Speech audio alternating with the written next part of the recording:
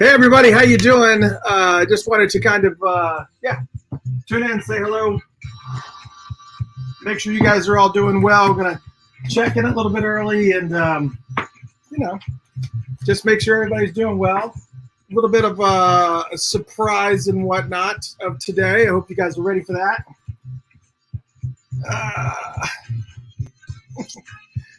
Got to make sure everything's fitting well. Yeah, so today is a little bit of a surprise, and I hope you guys are ready for that. We're going to be just kind of wait until some folks actually get in here. A little bit surprising when we normally don't. We normally do this show. What do we normally do this show on? We normally do this show on Tuesday nights at 8 p.m.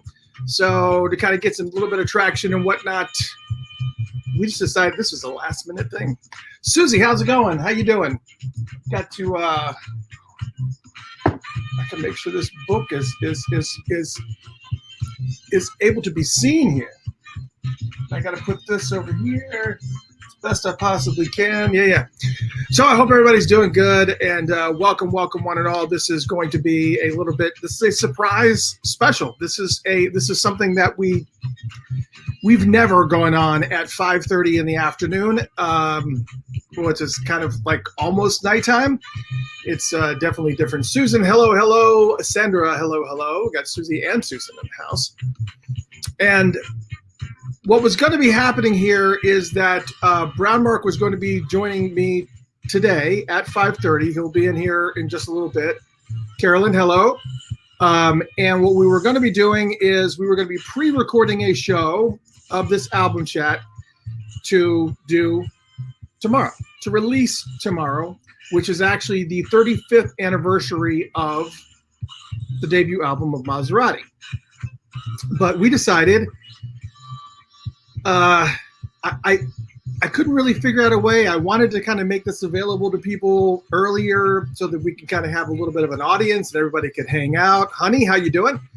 Everybody can hang out. But it was one of those things where I decided, you know what?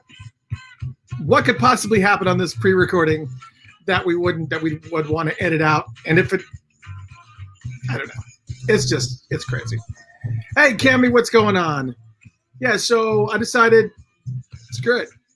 We're going to do this. So you want to talk about a week of album chats.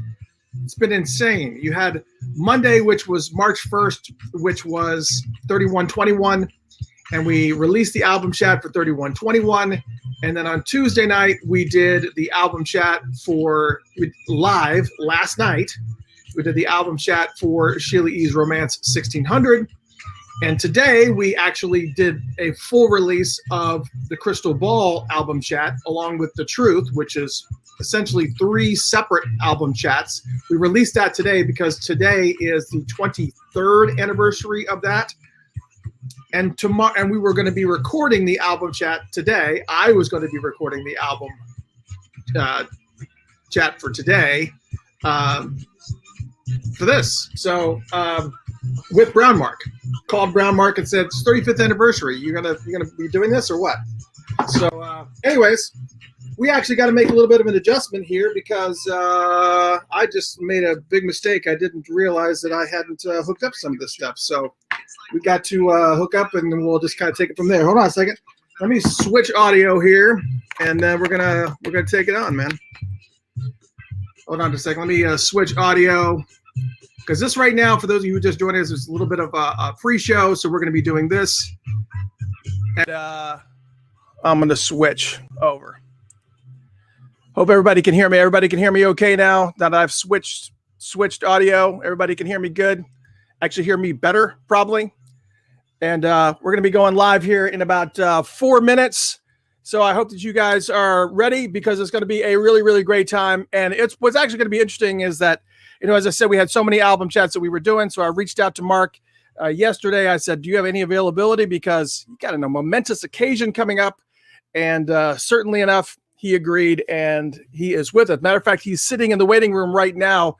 And I know that for audience wise, this was a last minute. We literally decided just a couple hours ago, let's just go ahead and just make this recording available to everybody, this pre-recording available to everybody, so that you guys would be able to hang out with Mark and, just take it from there. So let's, we're going to get ready and whatnot, and we're going to, let's see here. I'm going to do witness for the prosecution after this, and then we're going to break into it. And I know that I can see Brownmark getting comfortable over there. Hello, everybody. Mark, hello. Trina, hello. Cami, hello. Janice, hello. Eve, hello. All of you fine folks, hello. Matter of fact, let me go ahead and put on these headphones right now and go ahead and bring Mark in just so he has something to do. Mark, what's going on, brother? Hey, what's happening, man? How you doing? I'm just sitting here cleaning my fingernails, killing some time, Now, we're gonna go live here. We got a bunch of people in the audience right now, so there's a bunch of people that are already here, but I'm gonna be flipping the switch here in just a minute, where we're going to be going live on the radio station, which is going to broadcast around the world to hundreds and thousands of people all across the world. But for right now, we got this limited folks right here that wanted to come in and say hello. Cami wanted to say hello. There's Cami. Hey, Cami, how you doing? Yeah, what's going on? All these fine folks in here. Karen's in here. All these fine folks that are out and about. And so what we're going to be doing, it's as I said, this was really last minute. You and I were just going to re-record this and then do it tomorrow. Yeah. But it's such a momentous occasion. I said, we got to have some other fans in here. I know there's so many people that want to say hello and give you a little bit of a shout out and give you some love on this awesome occasion. Did you know that it was the 35th anniversary tomorrow? Man, I don't even know my own birthday. I mean, so I still think I'm 30. I still think I'm like 30, 32 years old. Man, no, I didn't know. All right, so I leave the guys like you to keep me reminded. Now you and I have talked before, so here we got 3 minutes before we go live on the radio station. So here's what I'll tell you. I know that you see all this Prince stuff behind me. Yeah. But I want to go ahead and make sure that we're very, very clear. You and I have had discussions before, one-on-one, and also we've done interviews in the past, and I wanted to be very, very clear that there is no boundaries. We are well aware of some of his business practices, and so I don't want you to feel like you're going to offend any hardcore Prince fans. Like, oh no. That is not what this is about. This is just a factual walkthrough of some of the stuff that was going on. And then we're going to talk about a little bit about Kiss. But we've already covered that story a couple of times. That story's been told a million times, but we totally get it. But so many, we had to get all these people that are giving me this purple love here. Lawrence is here, and Caroline, and man, all this tour. You got lots of folks that are just in here. Cool. Yeah. Arlene says, if you don't count birthdays, you don't age. That's about I think that's the truth of the matter. It's just all these fine folks in here. So we're gonna really kind of cut loose. We're gonna have a good time. We got 1 minute and 45 seconds. So again, don't feel free to just speak your mind. I know that there's a little bit of mishmash here and there of different levels of Prince fans, and obviously I'm a very hardcore Prince fan and follow him since the days of yore. So but on the same note, the reality of it is we've heard the stories, we know the stories, so it's just don't feel pressured to kind of to put the damper on how you feel.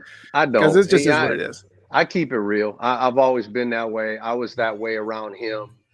I speak my mind, and life moves on. I mean, you don't get hung up. He was a human being. He was a real person to me. He was like my big brother because he beat me up all the time. So, I used to beat my little brother up. So, I mean, it was kind of that's just the way life is. So ain't no hard feelings. It's what it is. Yeah, I keep it Yeah, real. it is what it is. All right, so I got a bunch of questions I'm going to be asking you here. We got 30 seconds, and we're going to go live on the radio station. But just to kind of do a little bit of preface here, and all of you fine folks that are in here, thank you guys for showing up last minute. But we're going to be talking about a little bit about the history of the album and each one of the tracks on the album to kind of get a little bit of an idea of just, looking back at how this album was constructed, because it deserves to be honored. It was one of those albums that was, there was all these things that were out there, but this one really, really stood out. And here we go. Hold on just a second.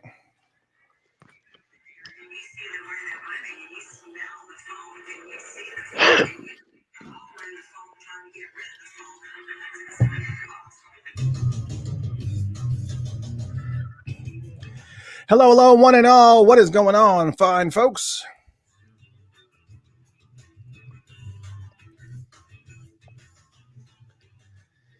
Yeah, I would kind of let everything kind of play out and kind of extend the intro just a little bit, but we've got a lot to get to, and this is a little bit of a surprise album chat, a surprise Funkatopia Live. Mark and I were talking about this because it is tomorrow, March 4th, will be the 35th anniversary of the debut of Mazarati's album, which is just kind of hard to wrap your head around. So I texted him. I guess it was a couple of days ago. I texted you and I said, I know that you probably are aware that this is coming up, but we have been trying to do an album chat and talk about this album in a little bit of detail. And I said, would you be up for it? And he said, yeah, I can't do it on Tuesday. I can't do it on Thursday. So let's do a pre-recording. And we literally decided we were going to pre-record this and then launch it on Thursday. But I thought, you know what? Let's open the floodgates, let everybody in, and just let everybody kind of come in and say hello and enjoy themselves and get an opportunity to see you and chat with you and send you some love. And lots of love that is going on here. If you would like to join in, you can absolutely do that on Facebook. If you want to actually view Brownmark and myself and also ask questions and chat with him, you can do that at facebook.com/Funkatopia. Also on YouTube, also on Radionomy and like a bunch of other different places, and Twitch and what all these other folks. But if you just want to just sit back and listen and just kind of absorb it and take it all in, you can do it right here on Funked Up. But again, as I mentioned, tomorrow is the 35th anniversary of Maserati's debut album. And I have very, very, very special guest, Brownmark, in the house. What's going on, man? Hey, what's happening? Man. Hey, everybody out there in Purple Land.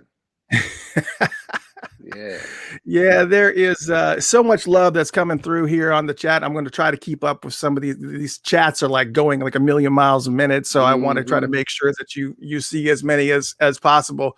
I don't know if you can actually see the scroll of the chats. I can somewhat. They're going pretty fast, but I can see. Yeah. Oh, so you can actually see it. That's perfect. Yeah. Perfect. Yeah. So, man, yeah, we were talking a little bit here on the pre-show before we went live on Funkatopia, or on Funked Up, that you weren't even you weren't even aware that it was the 35th anniversary of the album, and I just it's just shocking to me. Like, it's been that long. Because it was so funny, because I saw there was another album that celebrated its 35th anniversary this year, which was Metallica's Master of Puppets. Okay. And I remember where I was when Master of Puppets came out, and I was thinking, man, did Mazarati's album come out that long ago? Wow. It was like within a month of each other. So it's like, wow, that's just amazing to me. Wow, it's incredible. Yeah. But let's get to it, because we're going to be talking about the history of the album, the background, how you put the band together. But I also want to kind of talk a little bit about the individual songs, which is kind of what we do on the album chats, just to kind of absorb it a little bit and understand, where your thought process was. But just to talk about you just for a second, and we may have tapped on this a little bit in the past couple of interviews. Briefly talked about how you got involved in music and who were some of your primary influences that compelled you to, pick up a bass guitar. Wow. I mean, I have many, from the earliest days. Jermaine Jackson, I think, was my first influence. That big old afro and the way he would dance with the Jackson 5. that's what really got me motivated.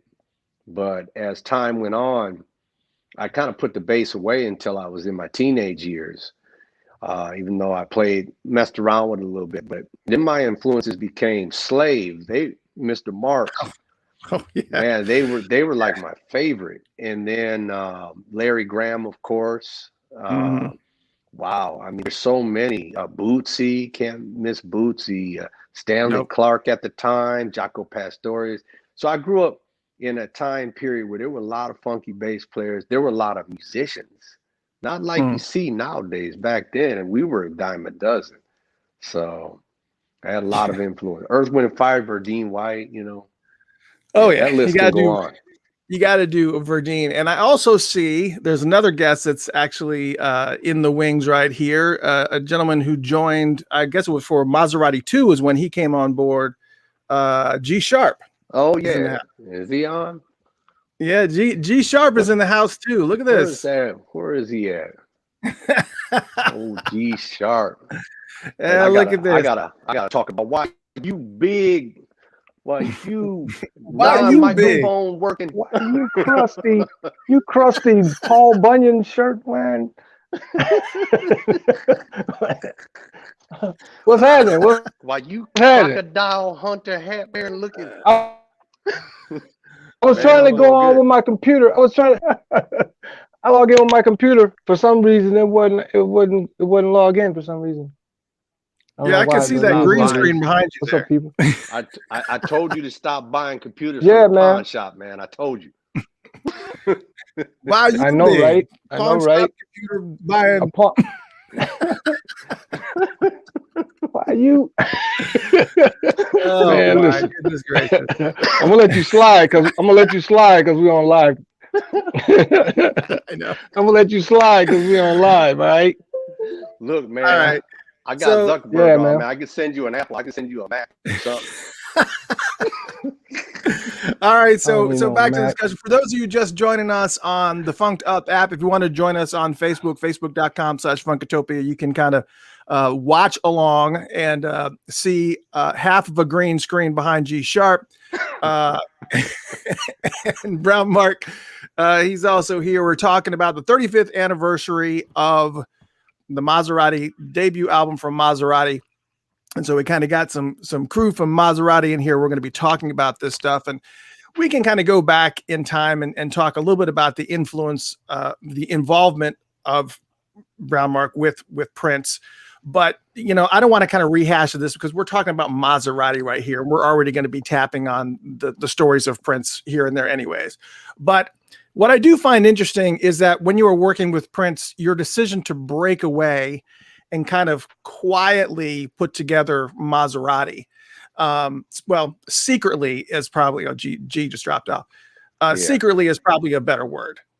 So, and you said in your book, which I have right here, by the way, everybody needs to pick this up right here. My Life in the Purple Kingdom. If you have not picked up your copy yet, you absolutely positively need to pick this up. It's My Life in the Purple Kingdom. Actually pick it up. It's a really, really good read. But you had mentioned in that book that some of the people didn't even know who really was behind the Maserati, and they were calling you the Shadow. Do you know where that nickname came from? That's what I told everybody to call me, because we couldn't figure it out. It's like everybody knew this group came from somewhere, somebody that had some experience, and so I was like, I don't want anybody to know it's me. I mean, because if dude finds out that it's me, man, I'm gonna be in some heat. So I had to kind of keep them hidden. And so we came up with this whole shadow concept. I used to wear this gold mask looking like Batman with a gold mask. And I had like a silver coat. And I mean, I was looking crazy, but that's how I had to hide myself. And I would come in to every concert. I'd be behind the soundboard, trying to, adjust some sound and get them sounding good. But nobody ever figured it out. So, well, and part of it was, I think you and I had talked before, part of it was, trying to put this together so that Prince really didn't know that you were doing your own thing, but also probably internally you mentioned that there was also a little bit of a conflict, that you were concerned that Prince may come along and actually try to take Maserati from you, and may try to, claim it as his own. And explain a little bit about that feeling.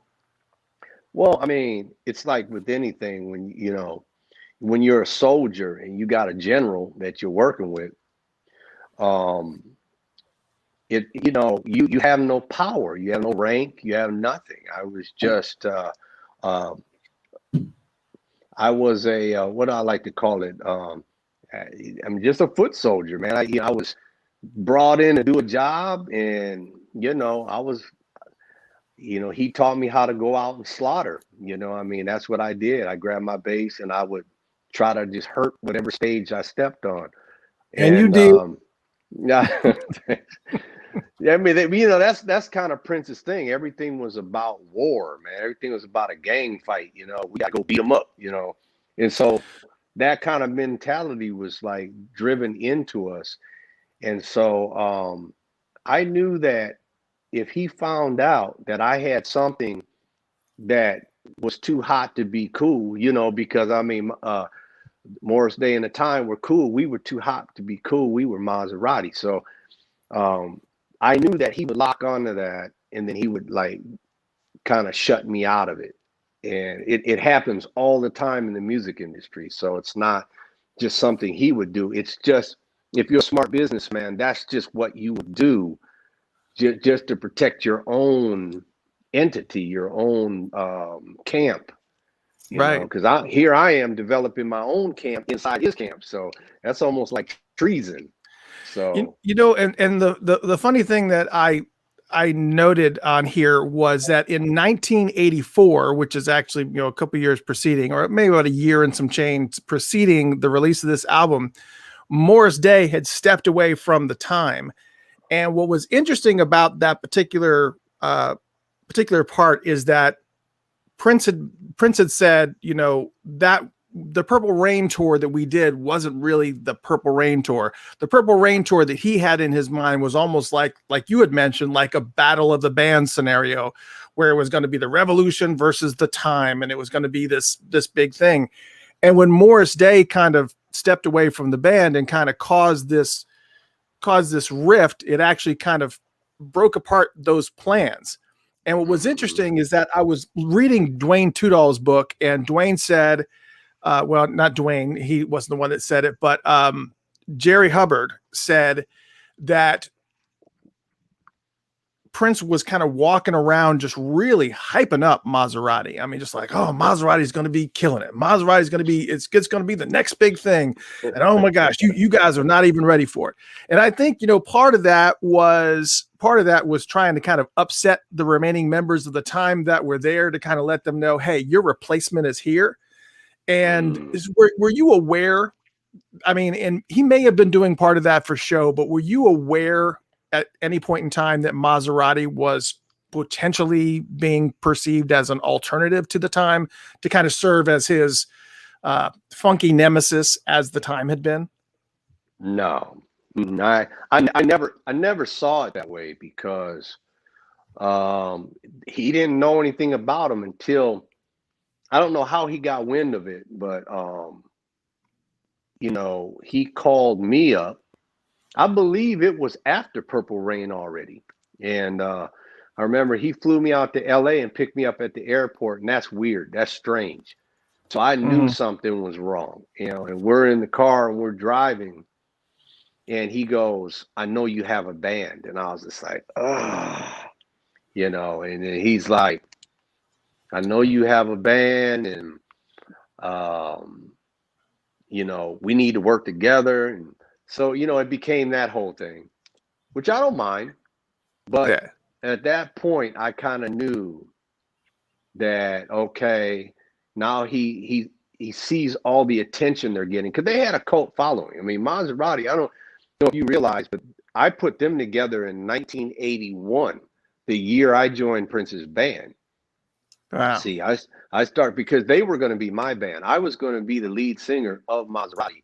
And because I was very unsure of my path with Prince, because I I just got in the band, and already, I was having some ups and downs. You read that in the book. And so I was very unsure of if I was even going to stay there. So I started putting together my own thing. And right before the 1999 tour, it was getting good, and I decided I was going to stay. So Mazarati was going to become their own entity. And that's when Terry Casey became the main focus of that group for me. And started to build everything around Terry, Right. Me and Terry went to school together. So as for your involvement, I mean, a lot of people aren't aware because I guess some people actually were just only heard the songs on the radio, and other people got the music in different ways. But for your involvement, you weren't technically actually in the band. You were pretty much the producer, arranger, writer, engineer of the album. But did you have any musical involvement at all on any of the tracks on the actual album recordings that didn't get credited? I'm curious. I don't know, G. I mean, here, let's just keep it real, okay? We just gonna keep it real. The way I can keep it, man. I was a one-man band. I played all that stuff. I was Maserati. Maserati. Just like the time. There was no real time until they put a band together. This is something new that I was not even aware of, because you don't even list yourself at all. At least when Prince did that, it was very obvious because of the way that he kind of listed himself in, but you didn't even put yourself in the mix and the credits at all on that album. Yeah. So I mean, that was a conscious choice. That is freaking amazing. I wanted all the glory to go to them, but that's so many years ago now. I just don't care. But back then, I wanted all the glory to go to them. And I mean, there were a few players like Screamer. Screamer helped me a lot with that album. He came in and he played on a lot of stuff. Near the end, I used Marvin on a couple things, one of the keyboard players. But for the most part, I mean, it was so much easier for me. And I had, like Prince, I mean, that's who I learned from. He was my mentor. And I learned how to go in the studio and record as a band, not as a producer. And so I had this ability from him to, one track at a time, I would always start with the drums, and I learned how to start to build on it, just like Prince. I sit in the studio with him and I would watch him. I would watch how he did it. Because you got to remember, before Prince, I ain't never even heard of that before. A one-man band going to the studio and wearing it out like that. And dude was bad. I mean, I ain't going to take no credit away. That brother was a genius. And when he would get into the studio, he would wear it out. And so I had to get like that. Maybe not on his level, but you know what? I was like, I can do that. And then it became so much easier than trying to bring 6, 7 cats up in here and, and have to take after take because somebody missed a note or something. It was just so much easier for me to just play it myself. Wow. And the fact I had no idea, literally, I see, this is why we do these shows, is because I learn something new every day, and I know that I was not alone. So let's talk. First off, for those of you just joining us, you are witnessing actually a pre-recording. This is supposed to be a pre-recording, but we went ahead and just made it live so that all you guys could participate in this. It's good to see so many people in here and so many. It's amazing. But I brought on the amazing Brownmark in here to talk about the debut album for Mazarati that's going to be celebrating its 35th anniversary tomorrow. Wow. And he brought along a very, very special guest, G Sharp. G Sharp, we got to give you a little bit of airtime, man. Brownmark, why don't you tell us a little bit about how G Sharp came into the fold, into the Mazarati mix? Well, first of all, he's going to need a lot of airtime because that dude be talking. Nah, just kidding. I have a mute button, so we're me and G, like from when did we run into each other? Tennessee, like back in '83 or something like that. In Memphis. And I saw him at a club, man. He was in this club. What were they called? We were called Fingerprint. That was the name of the band. Man, yep. These dudes was laying some fingerprints. They was bad. And I was sitting up there and So I sent some of the security up there. I said, "Hey man, tell them cats, you know, I gotta meet them." Was it Gilbert? Yeah, Gilbert. Yeah. And man, ever since then, I brought him in. He and Morris Hayes from NPG. It was those two together. And so they came to Minneapolis and we worked out on, you know, a whole bunch of different stuff. And then Morris, of course, ends up with MPG. G ended up with Carmen Electra, and he was doing some other stuff with Prince over at Paisley when I kind of disappeared on Motown. So G Sharp, when I was on Motown, they wanted me to try to revive Mazarati and do a second album, but I thought that was kind of strange because, you know, that's an R&B soul kind of a label, and here we are, a funk rock band. How is this going to work? And so, anyways, we brought G in because he had kind of that slide thing, you know, and real raspy, hard rock tone in his voice. Where Terry is a bad boy, you know, but he was a little more smooth. So we wanted to combine that combination of vocal and energy to the group and try something a little different. And yeah, that's where G came in. Go ahead, G. So take the flow. So G, so G, like what? Tell us a little bit about, you know, how you decided to just go ahead and just throw your hat in the ring with Brownmark. What was that deciding factor? Is like, yeah, I want to work with this guy. I've always said that if I was going to write a book, I would title it Star Adjacent, because virtually everything that's happened with Prince, Brownmark, Mazarati, The Time, everybody, if they had the camera on Prince, I was probably right off camera.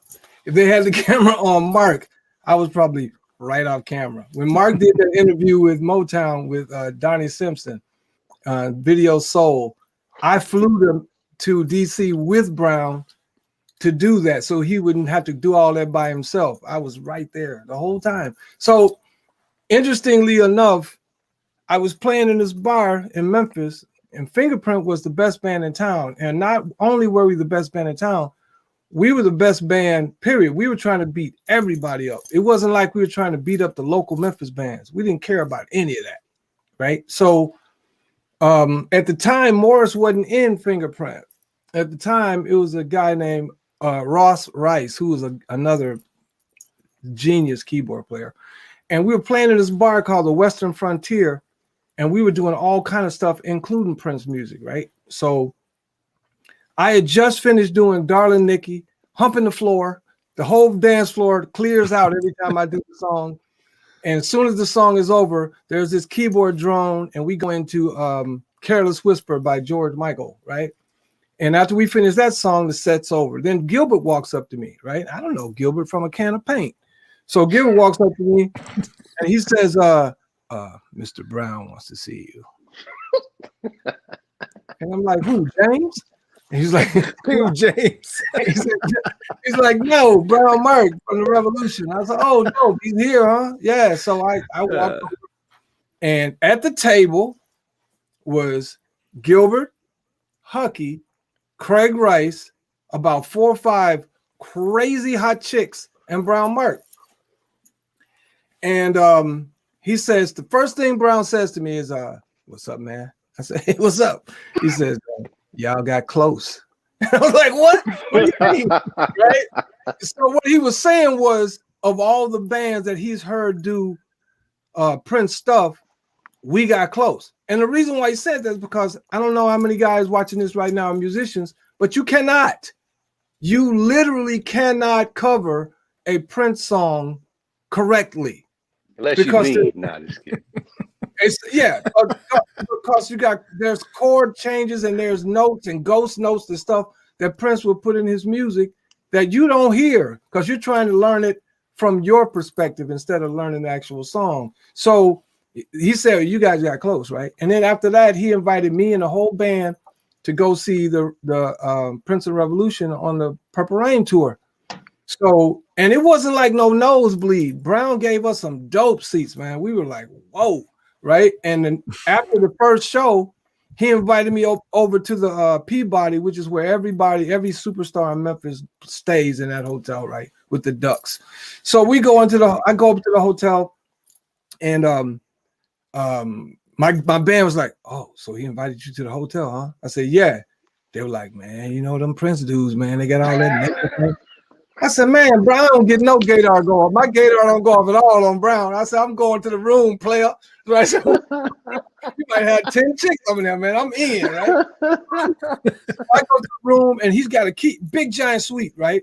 Because Prince got the whole floor, and he's got a keyboard set up in the room, and he lets me hear Players Ball, right? Now this is before Mazarati came out. He let me hear the pink, pink, pink, pink. He let me hear the whole deal, right? And all of a sudden the door knocks, boom, boom, boom. Mark didn't pay no attention to it. And then I said, "You gonna get that?" He said, "Nah, I'm good." Knocks again, boom, boom, boom. And do nothing. Knocks again, boom, boom, boom. So Mark go get the door. It's Big Chick, Jerome Benton, and Prince. So this is the first time I saw Prince up close, right?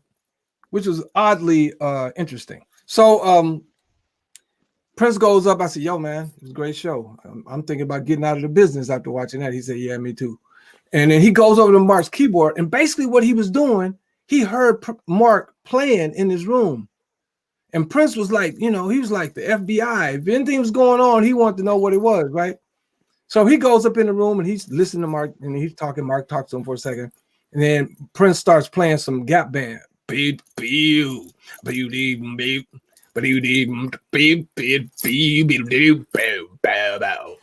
just goes into some Gap Band for some reason, and he leaves. Mark said, "I hate that dude. I hate how he does it." He puts on the show everywhere he is, make sure he's the man, right? So anyway, so the next night we went to the show, and they were supposed to do 3 nights, but the third night got canceled for some reason. And then when they came back to Memphis, we went to the third night. So then after all of that, Mark gets a hold of me and say, "Yo, man, I'm going to fly you to Minneapolis. And I want you to record some stuff with me." I said, "Okay, cool." So he flew me to Minneapolis. It was the first time I'd ever been to Minneapolis. So I get to Minneapolis, and I learned 2 things when I first got to Minneapolis. First of all, the city wasn't nearly as cool as I thought it was going to be from watching, Purple Rain. And secondly, I'd never seen anybody tall and skinny like me could eat that much. Mark ate like a great white shark. I never seen anything like it, man. and he was buying stuff like a shark, right? We were walking on Uptown, and we come up to a little store that had you remember, Mark, you had that night armor night thing you had in your house? Yeah. I was with him when he bought that, right? So we just walking down the street, and we just eating at a Chinese restaurant. So we walking down the street, and I remember this too. You had shrimp and lobster sauce. I've been eating that ever since. Right? I still eat that. I know, me too, right? So so he sees the knight and armor thing in the window. He said, "Whoa." So we walked back. He said, "How much is that?" He said, "No, don't worry about it. Can you just ship it to my house?" They were like, "Yeah, sure, Mr. Brown, blah, blah, blah." So he wrote something, and then we just kept on walking. I said, "Dude, did you just buy that shit?" so anyway, there was some star stuff. I was tripping. I was a kid, right? So we kept on walking. Then he said, "Okay, we gotta go." So we got in the car. We're driving down Lake Street, and at the time, Klein Chevrolet was on Lake Street, and that was when Lake Street went both ways, right? So we're going west on Lake Street, passed by Klein Chevrolet. Mark looks in the corner of his. Now he's driving a brown. Was it a cream or brown colored Corvette? Something like that. And my little suitcase stuffed up in the back because it's a 2-seater, right? So Mark does a U-turn in the middle of Lake Street. Right? See, I'm just giving you guys some crazy human backstory. I'm not, there's rock star stuff. You can read that in the book. But we did a U-turn in the middle of Lake Street. Comes back around, pulls up in the lot, right? Mark jumps out. He said, "Let's go in." So we both go in, and there's a woman there named Ruth. And I think Ruth sold Jimmy cars, Terry, everybody. She sold everybody their cars out of Klein Chevrolet, right? So we go in. Mark says, "How much for that Corvette?" And it was a black Corvette. I think it had red leather interior. With the fin on the back. The fin on the And so we go in. Mark says, "Look, I need you to take all my stuff out of there. Ruth, keep his suitcase underneath your desk." She's like, "Cool, no problem." He said, "I need all my sound system out of my car, put into that car, and how long will that take?" She said, "How long you want it to take?" He said, "I'll be back in 2 hours." Okay, cool. So we go for a walk and go eat again. All right. By the time we come back, his car is already traded in. The black Corvette is hooked up with his sound system, everything in it. And we jump in that joint and pull off, right? And then we head out to Eden Prairie. We go out to Eden Prairie on Duck Lake Trail. And we go out there and I go up in his house. He's got these porcelain dogs, big giant dogs in the house, all kind of stuff, right? And we go, and it was the first time I'd ever seen a Mac computer, right? It was one of those little square deals like that with a screen about that big, right? So anyway, he had all the cool stuff. And he also, remember you had that black, was it black? Yeah, black Blazer. Oh, yeah, black Blazer, right? S10. Yeah, the S10. Right. So that night we said it was Thursday. So that night we're gonna go down to First Avenue for funk night, right? So I put on my little country stuff I had on from Memphis, and Mark said, "No." It was almost like Morris Day on that Segway. "I got something for you to wear," right? So Mark and I were both basically the same size, right? He had broader shoulders, but we were basically the same height and tall and everything. So he says, "Try that on." He pulls out this dope suit, right? He said, "Try that on." So I put on this suit. I'm like, "Man, I can't wear this, dude." He said, "No, I'm telling you, we're going out." So we go to First Avenue. Terry's there, Jimmy, everybody's there, right? Everybody. Because it's funk night at First Ave, right? On the way down there, Mark's driving. He's listening to some music bumping. And he pulls up to a stoplight and there's these hot chicks in the car over to the right. And Mark's he said, "Watch this." Oh, yeah, I'm calling him out. Okay, so he said, "Watch this." He rolls down his window and he has a little bucket of ping pong balls in the console. And he throws the ping pong ball and hits their window. Is this going to be family safe? No, man. Yeah, it is. But he hits the window, ping pong ball, and he pulls up this big brick phone, right? The big brick, right? He pulls up brick and he says, "Call me." He says, "Call me," like that. And the girl's like, "Ah!" was freaking out. So anyway, that was my first experience with the Minneapolis thing, all the cats in Minneapolis and hanging out with Brown, right? But after that was over, I just did some demo stuff with him. And after that, I'm in Austin, Texas, because I moved from Memphis then, went to Austin, started my band, The Business. That's the band that Morris and I were in Austin. And I get a call like at 8 a.m. Now I just done a gig, right? So I'm basically asleep. But for some reason in my mind, I know you guys don't think I'm making this up, but in my mind, I was saying to myself, there's got to be something better than playing in a bar in Austin. Got to be, right? Man, Craig Rice calls me. I don't know how he got my number. I don't know nothing about it. All I know is Craig Rice calls me. Maybe Mark gave it to him. That was everybody's manager back then, you know. Yeah, he was everybody's manager, right? So Craig Rice calls me and he says, "Hey man, speak with Greg, please." And I'm like, "Yeah, this is Greg. Who is this?" "This is Craig Rice. I'm the manager of Mazarati. I met you at the thing, blah blah blah, and we're putting a second album to Mazarati. I want to know if you would like to be in the band." And I'm like, "Well, what about Terry, right?" And can I swear on here? Yes, you can. Okay, yes. Okay, I said, "So what about Terry?" Because we had met Terry and those guys because we played Maserati songs in front of them on a show in Minneapolis, in Memphis, right? So he knew I could sing. He knew all of that because he had seen the whole deal. So he said, "We want you to sing, be one of the singers of Mazarati." And I'm like, "Well, what about Terry?" Terry snatches the phone from him. "Nigga, come on up here and get this money," right? like Charlie, it was just like Dave Chappelle with Rick James. Rick James. Yeah. Right. So I'm like, okay, well, all right. So I get up, and they say we'll call you back in an hour. I get up, I go wake up Morris, and I wake up my boy Selden, who's playing bass with us. Selden plays with the Temptations now, but I wake up Selden and Morris and say, man, I got some news. I got to talk to you guys. And they're like, what? They thought something had happened to my family or something. I said, I just got off the phone with Craig Rice, and he's thinking he wants me to join Mazarati, which means I'd have to move to Minneapolis, dude. And I ain't trying to lead a band. We all for one for all, right?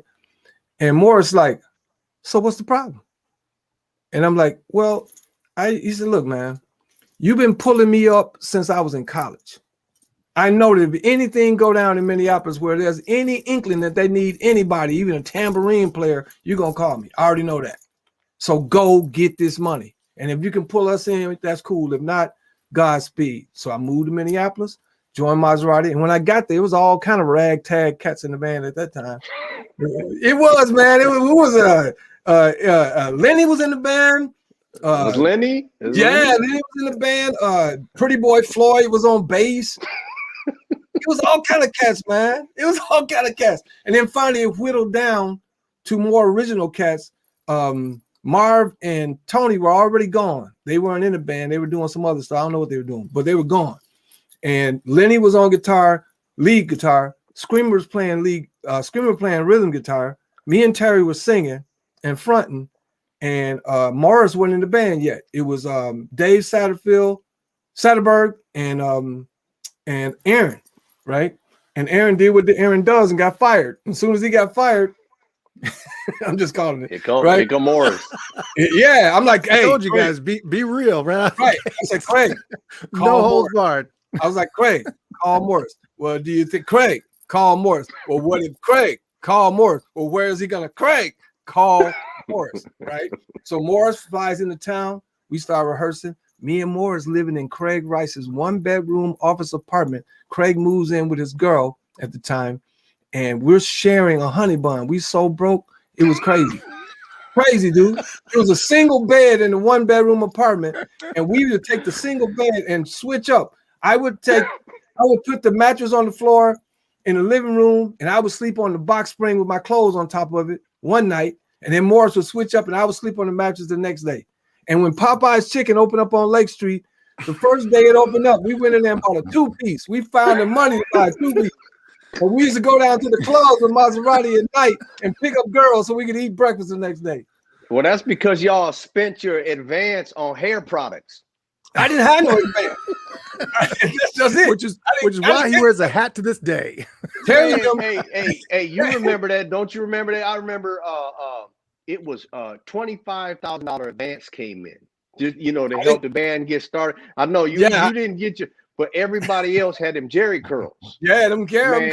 They think they money on all kind of makeup and all that kind of stuff. I told them from the gate. I said, look, I'll put makeup on like Mark used to put it on, baser for the facer. But other than that, all that pretty, I ain't wearing no lace. I ain't nothing. I'm a dude. Straight up, I'm dude. I'm coming like real, right?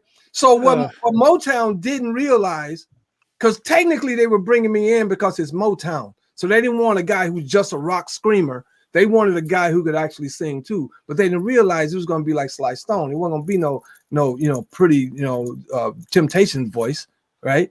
So me and Terry worked really well together, right?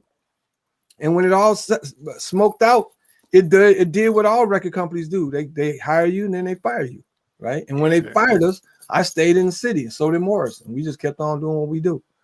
And since then, I've worked with Mark off and on, but we had never been in a band together. So when Bobby Z had the heart attack and started doing the stuff for the Purple Heart Foundation, he brought the revolution back for the first time in like 25 years. And he asked me to sing back up, and he asked my girl Brenna Marie to sing back up. So we were singing back up, and then I got to come up front and sing a couple of songs too. It was highlight of my career. I could shut down right then. But on that night, Brown says to me, "Man, one day, man, we gotta." I said, "Well, hey, man, you know me. Anytime you call, bro, I'm in. I'm a mercenary. I'll go in, right? Hey. So then when he called me about this thing he was going to do with Maserati, another shot at it, I was like, cool. And he had Tony Christian in this one. And Tony, I always call Tony like Queen Elizabeth. Right?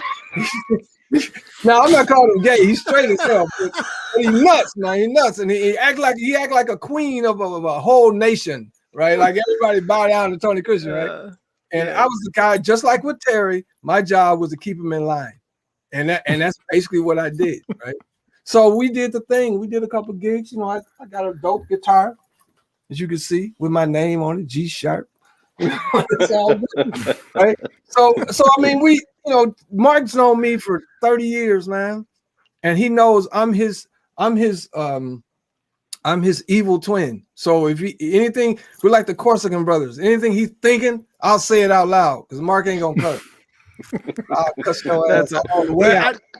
Mark, you are absolutely right. Once you flip that switch, he's on. He's on. I told you. It ain't scared either. Mark got some. But one more thing. Thing. I'm done. You can cut me off if you want to. Man, but mute button. Mark, right. Mark. We'll talk about Maserati in a second. I told Mark he was a reluctant. I always call Mark the reluctant superstar. He never ever acts like a star. His ego might be there because you have to have an ego to get on stage and do anything, right? To assume people care what you sound like. That requires a certain amount of ego. But I use my ego like an AK-47, right? If I pull it out, I'm gonna kill you, point blank, right?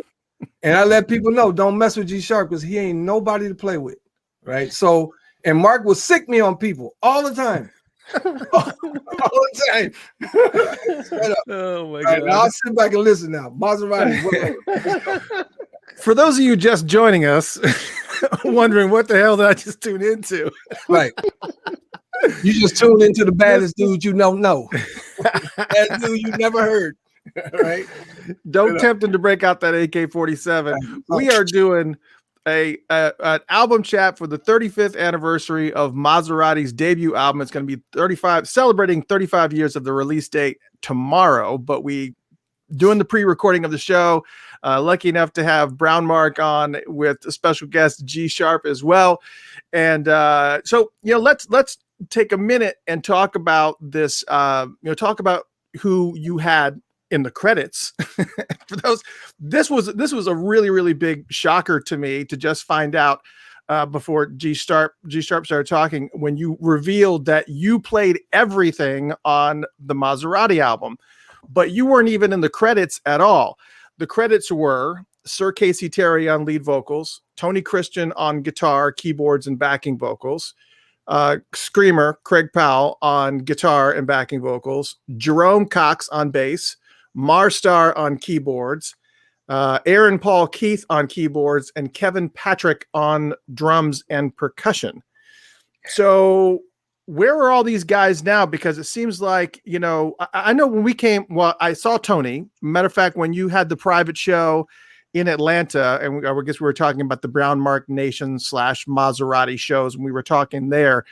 Tony was there. What's going on with everybody else? Did they all kind of go their separate ways, or what was the story behind all them? I love them guys, man.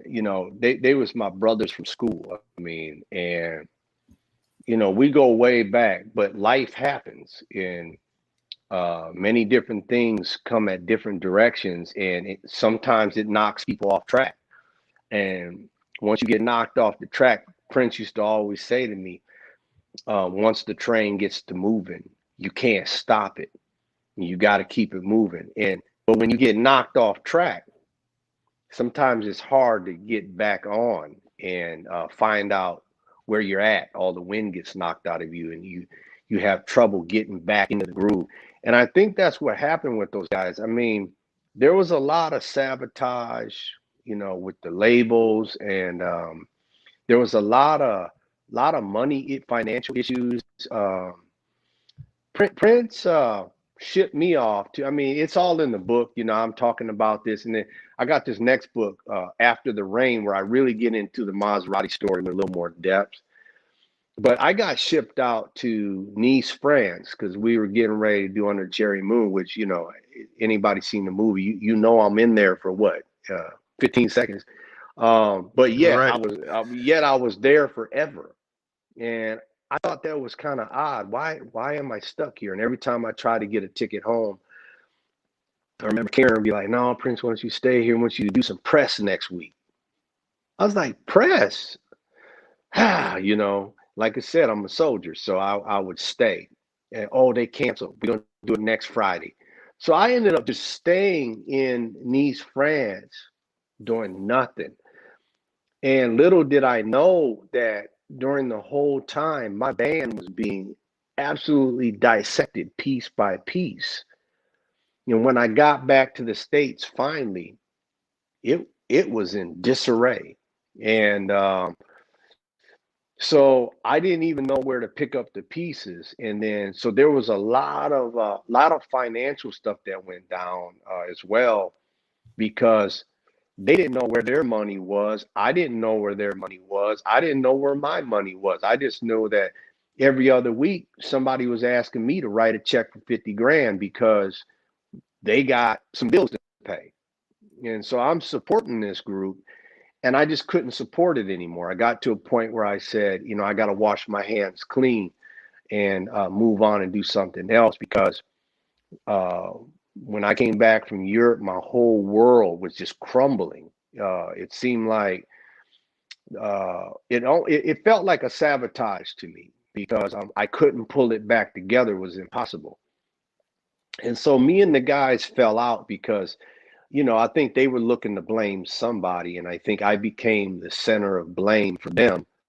And then I was blaming them for drinking too much and just tearing up hotel rooms, and then they were blaming me for not watching out for them. And I mean, it just went back and forth, and we kind of fell out. And through the years, we just never were able to pull it back together. And then recently, a few years ago, I had a sit-down meeting with Terry and with Tony Christian, and me and Screamer were always cool.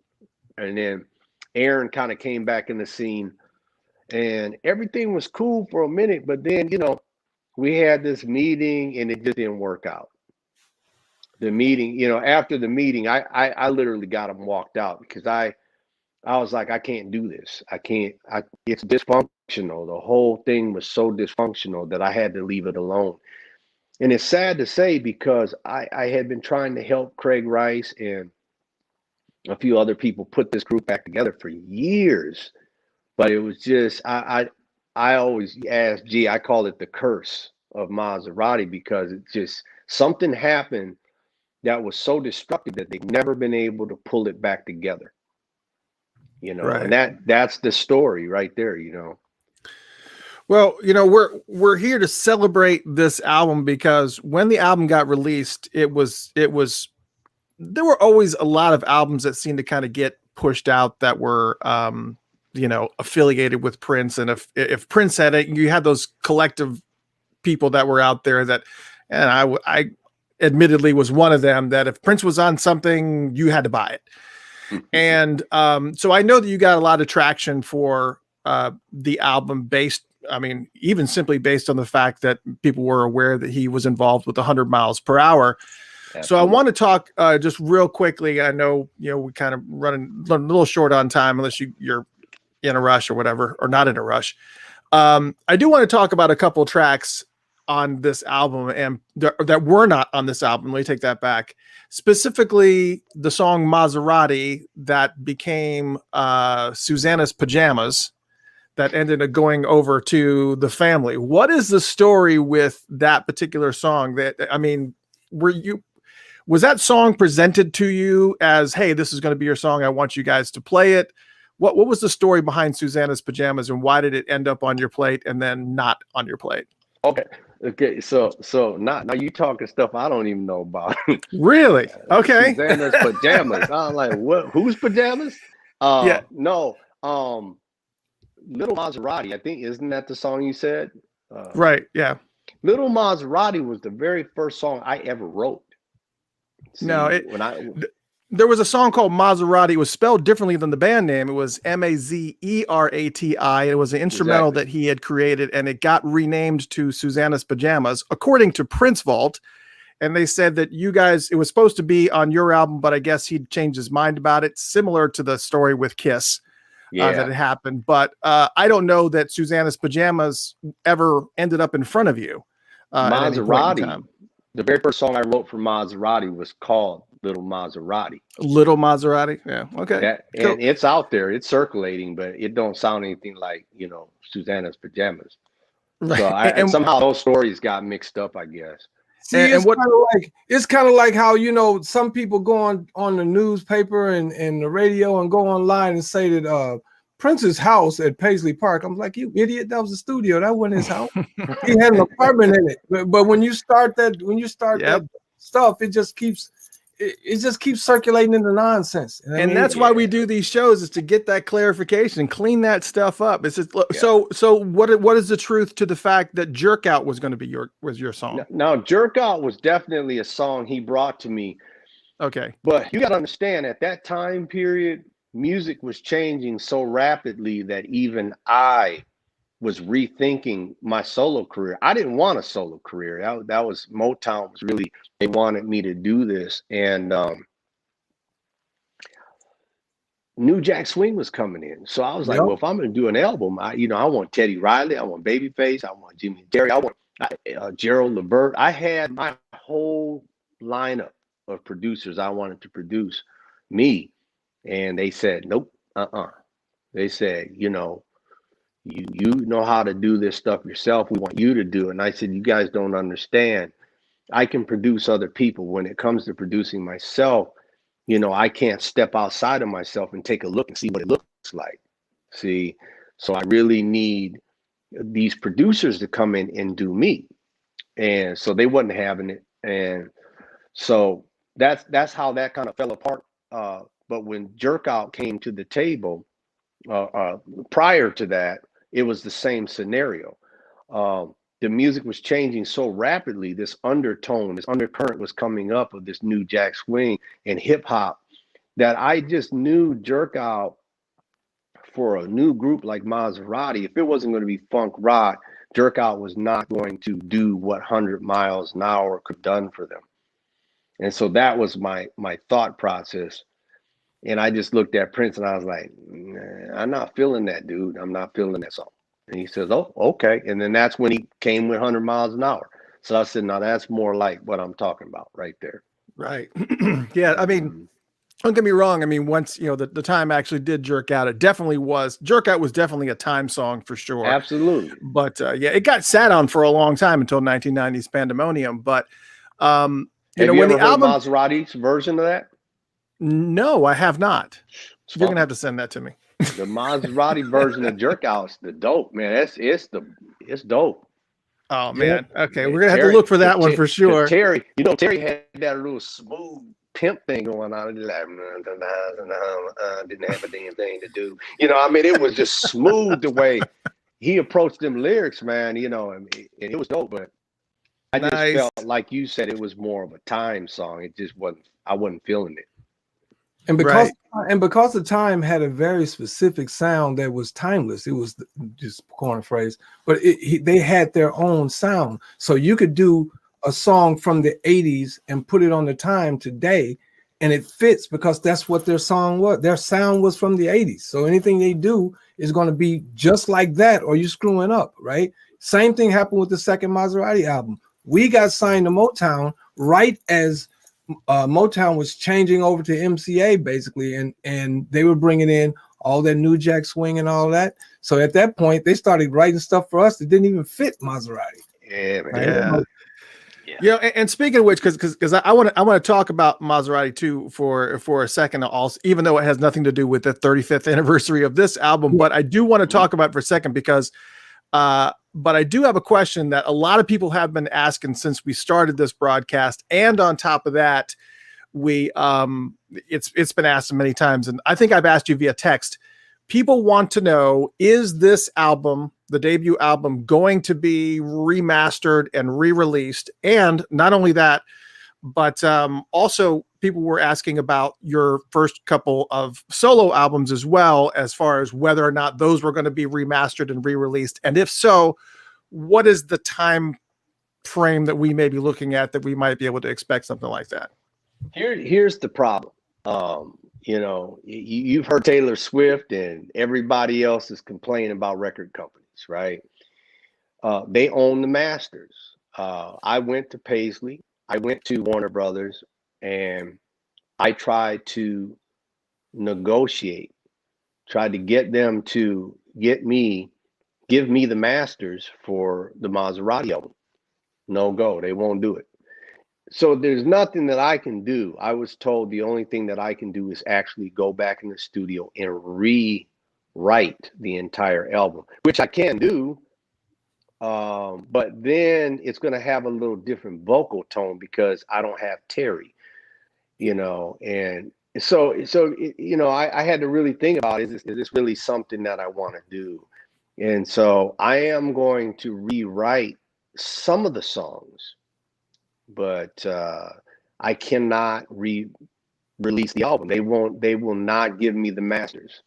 And as long as I don't have the masters, I don't have the voices, the vocals. Isn't there some type of timeline or something where it becomes like a public domain type of thing, where wasn't it 40 years or something like that, where you can actually get a hold of it and they don't have a trap on it? I think it's longer. G-Sharp is giving me hell to stop talking. Yeah, I think it's longer than that. It's 75 years, actually. Yeah. Oh my God. Yeah. It's 75 years, the same length as the copyright. So you write a song, you can play it on it for 75 years. So what about your solo albums? Same thing. It's Motown went to MCA or brought MCA. Motown sold wait a minute. Boston Adventures bought Motown. MCA came in to manage it. I have no clue where those masters are. It's just like, where are they? And the cool thing too, the cool thing about my album is I have it on what they call ADAT, because that's when digital media was coming in. And I did save, like I have Shall We Dance, Bang Bang, and some of the other ones on digital. So I can go back and remaster parts of that album, but without your 24 track, or your 48 track reels, you can't separate everything. Music is so different nowadays that to remaster something, you really want to go in and open it up in the studio and remix it and really bring it up to date. But if you can't get a hold of your masters, and they just don't really care to give you your masters, they don't care, unless it's going to be a top 100 hit or top 10 hit. They're not interested because they're not going to make any money. So for all the Maserati fans out there, that's the dilemma we're sitting with. Unless, hey, maybe all you guys can pull a petition together, maybe we can send it to Paisley. you let us know what we got to do. And it really comes down to one thing. It really comes down to one thing as far as fan base is concerned. Do you want the artist or do you want the memory? Because you already got the memory. And the question is, do you want the artist? And if you want the artist, then that requires us or somebody getting in the studio and recording new music. And it's not going to be trying to sound like some hip hop cat today or trying to sound like, Lil Pump. No, I mean, we're going to do what we do, right? So the question is, do you want that or do you want nostalgia? And a lot of times nostalgia has its place, but that's what you get when you go see The Time. You hear the exact same songs you've been hearing for 30 years. That's the reason for that. Because that's the same order. In that order, right? Somebody said get the petition going. Yeah, right. They're gonna be lucky to get a petition to get Prince to own not own, but his name to be on some of Highway 5. That's gonna be hard enough. Well, Prince was dealing with that too. That's the reason why he re-recorded 1999, and he was up against the same exact stuff before. Right, so it's oh my gosh. All right, we're still the best musicians in the world when it all comes down. There you go. Everybody out of Minneapolis, if you did anything with Prince, you're the best musicians in the world because everybody else learned how to be ninjas watching us. It wasn't like they, like if you go to LA right now, there's bands out in LA that wish they could sit down with us for 5 minutes just to soak up some of what we know, right? And you can't say it's a Minneapolis thing either, because most of the cats who made Minneapolis sound famous weren't even from here, right? Terry wasn't born. Terry was, but Jimmy wasn't born here. Jesse wasn't born here. Sheila wasn't born here. All these people weren't born. I wasn't born here. So our sound, the sound that we call the Minneapolis sound, has to evolve. If it doesn't evolve, then you just basically got what I call a petting zoo. You got a bunch of people standing around looking at old animals in a cage. Right? Well, so, I do have to say one thing. Jimmy grew up around the corner from me, so he was there. He wasn't born, maybe not born here, but he did grow up. We grew up same block. I was 41st in Park. Jimmy was 41st in Portland. So I mean, I do know that he was around. Yeah.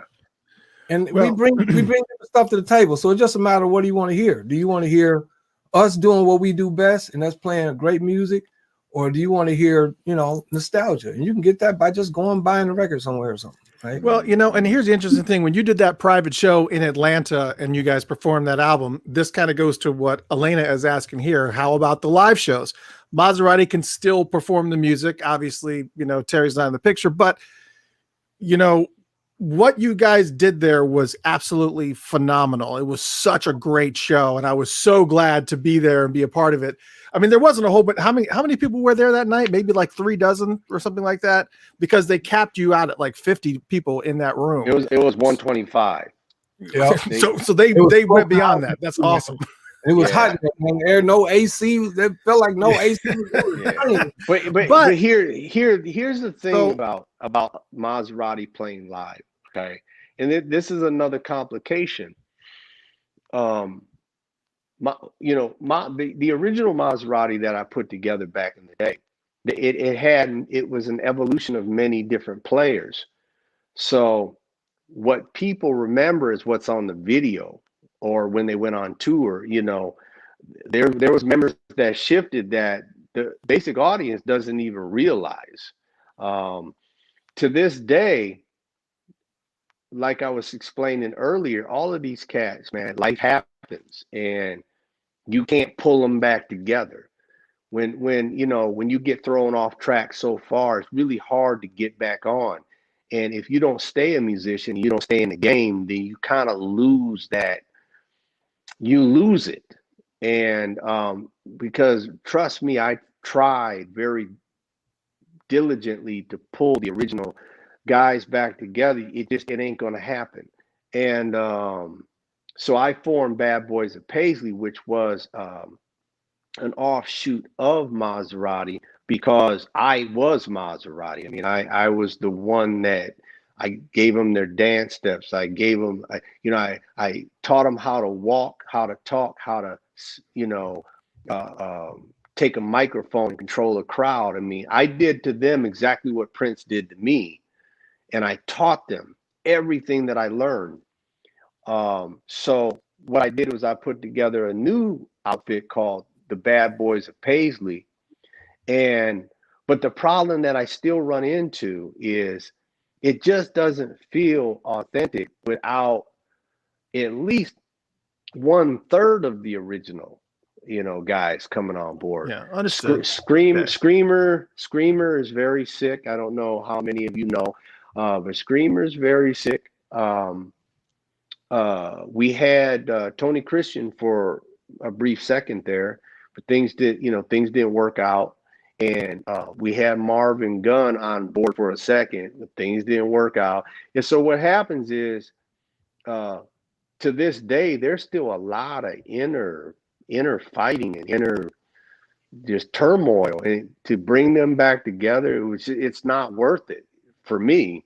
So that's why we kind of formed the Bad Boys of Paisley. We plan on doing new things. Now we're going to play all the Maserati material, once COVID breaks, like what we did with the show you saw here in Atlanta. So that we are going to do that, but to bring back the original guys, man, I don't see it happening. Yes. Well, and as G said, it's pretty much just one of those things where, you gotta, we all want to kind of relive those moments and feel the way that we felt when those albums came out, and that nostalgia part of it. This still got all these great comments, because you got all these people in here and all these hundreds of people that are on the radio station listening all around the world right now that, have nothing but, positive things to say. Tony Halliburton, good friend of mine, one of the baddest bass players in Atlanta. If you ever need a studio bass player, this is your dude right here. Brownmark is definitely one of my favorite bass players. Too funky. Tony is the man for sure. But there are so many people in here that have nothing but positive things to say. You're seeing all the positive things. And so we have nothing but love and admiration for Mazarati and everything you did, putting Mazarati together. And it was just such a fantastic album. And if you got I know we've already gone over time, but if you got 10 extra minutes, I'd like to kind of run through these songs and see if you have any specific memories attached to any of these tracks. I'm good. I got 10 minutes. All right, cool. I can give you 10. All right, let's do that. Players Ball. We were just talking about the fact that the song is basically playing about the look that was happening at the time, where men were kind of dressing a little bit more effeminate, and this kind of chats a little bit about that. Players Ball. A quick question about this song. Thinking back at that time, did you feel that was more often the case than not, where the men wanting to keep up with that androgynous trend felt like they had to explain themselves all the time? Well, Players Ball originally was, about pimps and players, pimps and hoes and players.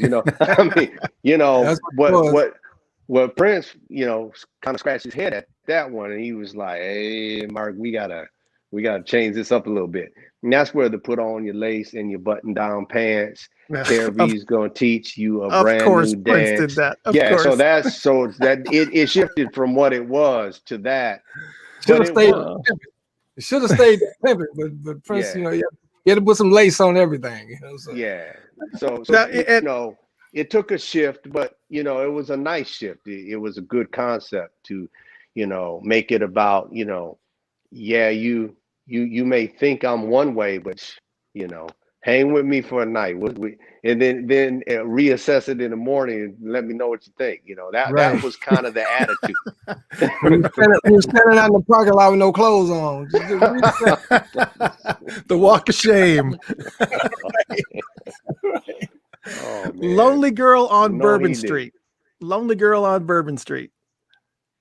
Now, that was a song that I wrote. I remember when I was, we would go to Bourbon Street on tour, starting with Controversy in 1999. And, Bourbon Street was an interesting place. And, a lot of prostitution, man, a lot of, runaway girls, and I could see it. I saw it when I was there, every year. And even though there's all the festivities of festival, there's still a dark side, and I got to see that dark side. And when I started writing that song, I wanted to write a story. It's a fictional story, but it's a story about how I envisioned somebody could get entangled with that life, and that's Lonely Girl on Bourbon Street. That's what it became. And obviously the big player here, 100 miles per hour. Obviously that's a song that Prince kind of put together, but you had a lot of involvement in that song too, with some of the song structure. But I know this one probably got a lot of stories attached to it, I would imagine. But thoughts on 100 miles per hour? 100 miles an hour just is what it was, man. It went from jerk out to 100 miles an hour. I wanted more funk rock, and Prince delivered. Prince understood what Maserati was. He's about the only person that I ever met that understood music theory the way I do. Matter of fact, I learned music theory from him. That dude understands music theory. And so when he really got to know Maserati and see what I was trying to do, man, he delivered that hit because he knew exactly how to put that together for me. He knew exactly what I was looking for. Man, she's just that kind of lady. Oh, there must be a story here. You wanna explain that one? I'll let you explain little Susie. Yeah, let me. All right, G. I'll give that one to you. I mean, see, if I had never worked with Terry, I wouldn't have any idea what y'all are talking about. Yeah, I heard the song, but I worked with Terry, man, and believe me, I roomed with Terry, so that was even worse.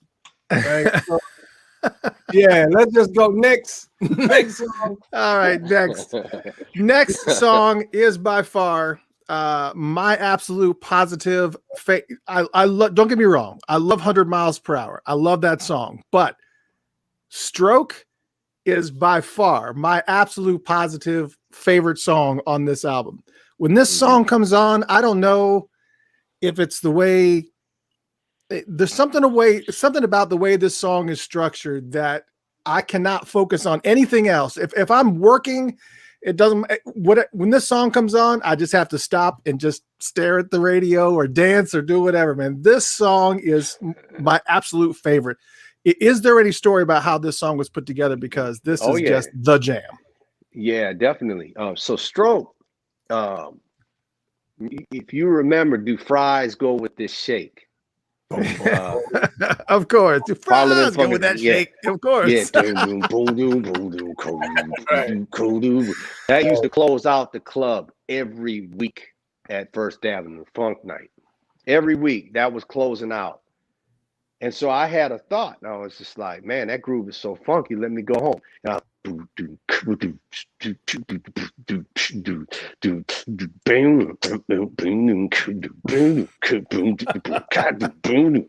was like, okay, yeah, let me get in the studio. And then I translated that and I brought it to the club the next week. We would bring the back then you could bring a little DAT. Or you could just burn your own little copy just to get a test. And the DJs knew me, so they would play it. So they played it second before the last song, before Do Fries Go With That Shake. So Maserati came out, with that, and all of a sudden, Do Fries Go With That Shake. They blended them together. And I was like, oh, okay. I went back to the skillet and then, started working some more. And then, the bass line got nastier, the drums, put that boom, boom, boom, boom, boom, boom. I used to take this I take that DX7 and I would just mash the bass keys. And I would just boom, boom, boom, boom, boom, just to get that rumble with the kick. And then the problem was, okay, I done worked all these weeks on the jam, but I never created a song. And so I was like, dang, what do you do? I was like, man, Stroke, Stroke, and so that became the next piece. Went down to the club, man. All people heard was Stroke, Stroke. I didn't care. I wanted to test it out and it worked. And then I said, okay, I got to build a song around Stroke, which there wasn't much I could do. Billy Squire, I was like, oh man, stop it. So I was like, okay, what do I write about? And so that's why the lyrics are a little corny, but it works. It's a constant Minneapolis sound song because what it does, it starts with the drums and builds. A lot of times the stuff in Minneapolis started as just grooves. And if you were smart enough and lyrical and melodic enough to put a nice melody and a lyric over one of those grooves, you had a hit, especially in a club, because that's where you tested out your stuff. We used to go around Lake Calhoun and just roll our windows down and play demos and see how the people reacted to it. And if they groove, we're like, okay, we're gonna work on that one. And that's how it went down. LAW's in the house. Say what's up, guys. Hey, Man, what's so up, many- Lawrence? Man, so many folks in here. Oh my gosh. I'm just gonna let you guys read the comments. I can't even keep up. All right, I'll get a few more songs. Susie. Okay. Okay, That was- lyrical discussion. Real person. Okay, let me just do this. Let's do it this way. I'm gonna pull some lyrics from this song and I'm gonna let you respond. So it's kind of like a psychiatrist meeting, okay? Do you want me to respond? It doesn't matter. Either one of you. Here we go. Probably the one I need to talk about. We're gonna let Mark lay out of this one. Go ahead. I'm into Reese's cups, not Baby Ruths. Right? Right? Well, you got hey, Who's taking that one? you got to understand something. Back in the day, homophobia You can was say anything. Oh yeah, back in the still day, is. homophobia was this big thing with, especially with men who were trying to find this androgynous, feel, this pretty boy thing mixed in with being, a tough man, a tough guy, and Right. it was hard to find that balance. And so, when I started writing Susie, I was just kind of telling a real life scenario of somebody that I knew, ain't mentioning no names, who had gotten tangled in with a transvestite relationship. And so I was like, this would be a good song. And so, boom, boom, dude, she's on the phone again. Boom, boom, boom, sounds like a man. Girl, your voice is so sexy. So that's where that Sounds whole like a man to me. yeah. So that's where that whole thing came from. And then the peanut butter cups and the Baby Ruth. You know that it's self-explanatory. It's are you straight or are you gay? And it was just that whole thing. Yeah, and what I find interesting about this song is that you never really reveal whether it's one or the other. You kind of let the listener kind of decide. That's called The final one. that's called songwriting. Yeah, true. Right. You're not writing a song if you're saying exactly what you're thinking out of your mouth. Just come out of your head. You just say it. That's not songwriting. That's just talking on a track. When you write a song, you have to be able to make people say, well, wait a minute, what is he really saying? What is he, like that, right? So, and you can say the same things without saying the same thing. But that's old. I sound like an old granddad with that deal. These kids today, they don't say anything. And I had a different mindset back then, because coming up with Prince in that whole environment, like I said, homophobia was like rampant, and especially in the Black community back then. And so for me to find a balance between who I am, I mean, I'm straight as you can be, but nobody else saw that. I mean, I saw a survey on me online that said 70 or 80% of everybody that took the survey said I was bisexual. And so that lets you know right there what type of audience I was dealing with and what the perception of me was. So that ain't right. That ain't right. Just but you know what it was. So I had I didn't know how to coming out being a musician, I didn't know how to talk about that. And so we were kids. Yeah. So nowadays I changed the name. It doesn't read the same. Like when we did it live, girl, your voice is how was it? Girl, your voice is real sexy, but it sounds just like a man to me. Girl, I think you're real sexy. But tell me, sounds just like a man too. No. Tell me, is it him or me? It was a whole song. It was a different song. Oh, yeah, okay. It was the same song, but we changed the lyrics. So it's right. He's on the phone again. It sounds like your man. So basically, it was a story about a girl who was with the dude, but she was seeing somebody else. Yeah. Right. That's They all. totally changed that. Oh my gosh. Yeah. Well, We just changed a few words and it changed the whole meaning of the song. Yeah. and we had to do that. It's called We- songwriting. and we had to do that because the world today is a different world than it was in the 80s. It's very different. And you know, the last thing that we wanted to do was offend anybody.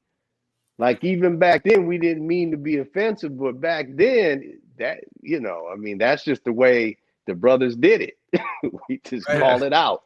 You And know, Prince nowadays, did the same thing. Prince did the same exact thing. Oh, when yeah. Prince decided he didn't want to swear anymore, or he didn't want to talk too explicitly sexual, he just changed the lyric. He can do that. It's called songwriting. Something he was very, very good at, for sure. And you were too. I mean, Mark, some of the, you know, lyrical content is just amazing. I mean, it's the way that you write is just very, very fluid, and it really kind of fills out the story, and it really kind of creates a visual. So, I mean, you were just so good at doing that. But what was interesting is that we're talking about the next song. There's only 2 songs left on the album. Well, technically 3 if you consider the other one that was after I Guess It's All Over. That was, I guess, came out on the second release of that album. Trying to remember what that was. I'll remember in a second. But Strawberry Lover started out, if correct me if I'm wrong, since we seem to stumble on a couple errors tonight.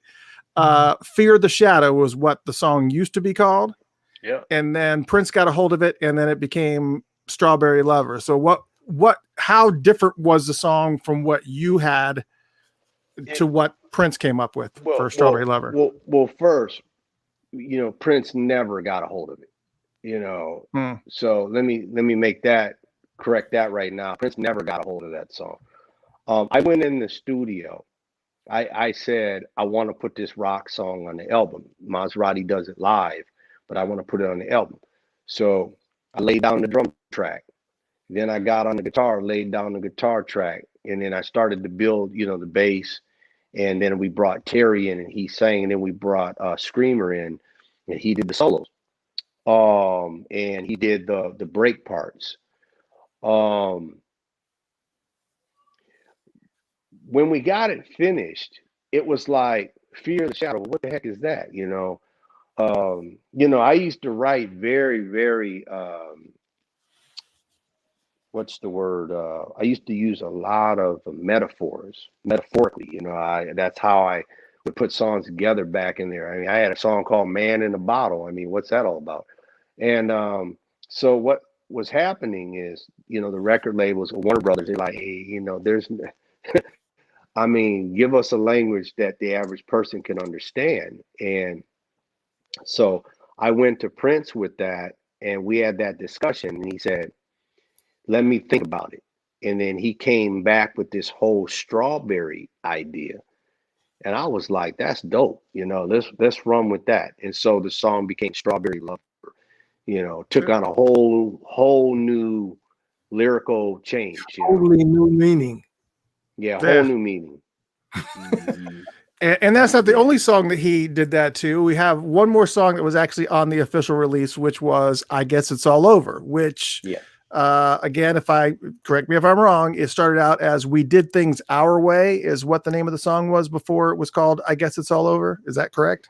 I mean, I don't remember. You know, you probably heard that from one of the Maserati guys who weren't there in the beginning, but you know, that's what they thought it was called. I mean, the song had many different, you know, I mean, from the evolution of the way I put these songs together, I mean, they changed several times before that album was written. So yeah, they went through a couple different changes, but I guess it was all over when we got in the studio. I remember Prince walked in, and you talking about a prolific songwriter. This guy was great, and he listened to that Maserati album, and he said, "Man, this could be really big. This group can be big for you." And I said, "I know. So I want to make sure that whatever I put on it, it's got the best. You know, it's got the best thing happening." And then that's when he said, "Okay, what do you think about this?" And then I guess It's All Over started to take on this metamorphosis, you know. And I was like, oh man, that's dope, you know. And so me and him worked on that together. And then when it came to the guitar solo, a lot of people don't realize that's Prince playing the guitar on I Guess It's All Over. Yeah, a lot of people Sorry, don't know that. yeah, I heard that. I heard that. Yeah. And he looked at me and said, "Let me put something on it." And I was like, "You sure?" He said, "Yeah." I said, "Man, I can call Screamer up." He said, No, let me put something on it.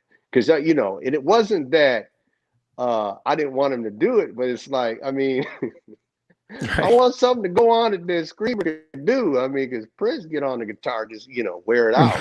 Right. but he surprised me how simplistic he can get. So he grabs the acoustic and he starts doing this solo. And he's like, he's looking at me and he's saying, "What do you think?" And I was like, yeah, that's cool. Let's put this melody in there. You know, and then so he would go back and we punch in. We punched that solo in. It is not, that solo was not done front to back. We punched that whole solo in. And when I was done with that, I was in such shock because now I have learned something about Prince. And that was he could come down on my level, see, and show me how it's done in a simplistic form. Because I'm pretty sure if he was in his own studio, he would have did what he did and it would have been over. But he cared about how I viewed that album and what it was supposed to feel like and what it would be like if Screamer was playing it. And he let me produce that, which shocked me. Because Prince don't let nobody produce nothing on him. You know. But right. He let me work with him on that stuff. So yeah, that was phenomenal. That's one of my best memories about I Guess It's All Over. Well, I got to say, I know we got to wrap things up here. It is just an honor to have both of you on board here to kind of talk about this. Again, this is the 35th anniversary of Maserati's debut album that is tomorrow, March 4th, which is, it's just mind-boggling to me because I remember going to the store and getting this album, and I just, it's incredible to know that it's been this long a time, and it's really stood the test of time as well. But before we go, I'll give both of you a little bit of opportunity to kind of promote whatever you guys got going on. I do know that for those of you who do not have this, yes, there you go. For those of you who do not have this, you need to pick it up. It is Brownmark's book, My Life in the Purple Kingdom. You need to pick this up. It is a phenomenal book. You can get it on Amazon and a big variety of places. The G Sharp, you got something going on that you wanna promote? I mean, I do sync licensing, so I got some songs that were on, you know, some NBC TV shows and stuff like that. So if you go to my Spotify channel, just look up G Sharp, all capital letters. You can find my stuff, and that's basically what I'm doing. I'm just sitting back waiting on Brown to call me because when he calls in, and hey, Maserati 3, right? But here to the public, let's check it to the public. If you say you love us, if you say you ain't gotta love me. If you say you love Brownmark, right? Then when you hear about us doing something, be there. When you hear about us doing something live, be there. When you hear us doing something on a podcast or whatever, be there. Show up, right? Show up. Yeah. Because that's what we need, right? Because we need you just like you need us. So right. You know, coming out of COVID, it's very few people going to be able to actually regroup and play. We can play anywhere because we're that good. We can play in Mark's living room, right? But breaking out that AK-47. No, we don't need $1 million stage setup. You know, we can kill on the street corner, right? So when you hear about it, come show up. You know, if you want to spend some money, right? I do. Oh, hold on, I got lost here. I do want to say one thing. For you know, all you bass players and all you musicians out there. Starting this Friday, and this has been long coming. On YouTube, check out my YouTube channel, Brownmark Nation channel. I've been experimenting with a lot of mood music, relaxation music for those of you who just like to chill out. But I'm starting this Friday. I'm doing a funk bass tutorial videos every Friday. I'm going to take a medley of the funkiest, not just Prince bass lines, but in the history of funk. I'm taking some of the funkiest bass lines. I'm breaking them down to a simplistic form, and then some brown stank or brown style, and I'm showing you how I manipulate a bass style and a sound for stage, for live performance, because I've had a lot of bass players ask me for years, what are you doing? I can't tell what you're playing. So there's a secret to that, and I'm gonna break it down. So I'm at an age now where I don't need to keep it a secret no more. So I'm gonna break it down and just show people how I do that. And that's starting Friday. And we are gonna be breaking down stroke, for those of you who like that bass line, 100 miles an hour, and some of the other stuff. We're gonna be breaking down some serious bass lines and teaching not just the bass line, because anybody can play them, but what makes them work. It's the magic of the ghost noting. That's the key, and that's what I'm going to be teaching online starting every Friday. So I just wanted to put that out there. So it's going to be a weekly thing. That's awesome. Yeah. Very, very cool. Well, gentlemen, it's been great. Make sure if you have, and I meant to talk about this, but I really wanted to give a shout out to Bernadette Cooper. Because definitely Madam X was not to mention Climax, obviously, but Madam X was an amazing project. And for those that don't know, she was also involved in Mazarati 2 to an extent as well. So, that kind of speaks to a lot of the vibe that album had. And man, it's just been super, super amazing that G put up some put up a little bit of what's this playlist got going on here, G? Spotify. That's my Spotify channel. It's just he's got a Spotify channel. Look at him. That's all. Yeah. It's all over. Yeah, gentlemen. Hey, I just want to say, Bernadette, she was instrumental in helping us try to find a new sound for the Maserati 2. Because they were different. It was very different from Maserati 1. They were two different, same group, but two very different sounds. And I wasn't involved in all the production on the Maserati 2. I did half the album, Bernadette did the other half. So it was a very interesting combination, but it was Motown experimenting, trying to figure out how to make this group, come alive again. And I just always said, if you don't stick with the original recipe, well, then you don't have the same flavor. It's going to change. And well, it's definitely two of the best albums to come out of that era, and it's an honor to have both of you on there again tomorrow. 35th anniversary of the debut album of Mazarati. So I'm glad we were able to get this out of the way and talk a little bit about some of the songs that are on the album and just kind of, go through it. And it's been great. I know everybody here has been talking about how fantastic this was, and lots of thanks and love coming through. Mark, cool. It's been amazing. You need to send me you have my email, and you need to send me your version of Jerk Out. I need to hear Maserati's version of Jerk Out. I got to get it. I got to get it from Questlove. Questlove got everything, man. Everybody's everything. Yeah, it's okay. I'll send an email to Amir and see if he'll loose it. He probably won't unless he gets approval from you. Okay. Yeah, it's dope though. I just heard it a few weeks ago. Jerry was messing that up. Well, it's been very, very cool that you guys came to hang out. G, thanks for joining, man. I appreciate it, man. I appreciate it, Mark, as always. And for those of you who missed a lot of it, this is going to be posted on Facebook. We'll keep it up there all day tomorrow in honor of the 35th anniversary of that album. Mark, G, thank you, one and all. Thank you, man. G, why you big? Why you big crusty? Why you black? Why you Paul Bunyan? Alligator hat wearing? You crusty Pirates of the Caribbean scarf wearing, chicken eating black. Why you old man toenail having? All right, man. We'll catch y'all later. Good night, everyone. See you later. It was Thanks for real. another edition All of Funkatopia Live, y'all. See ya.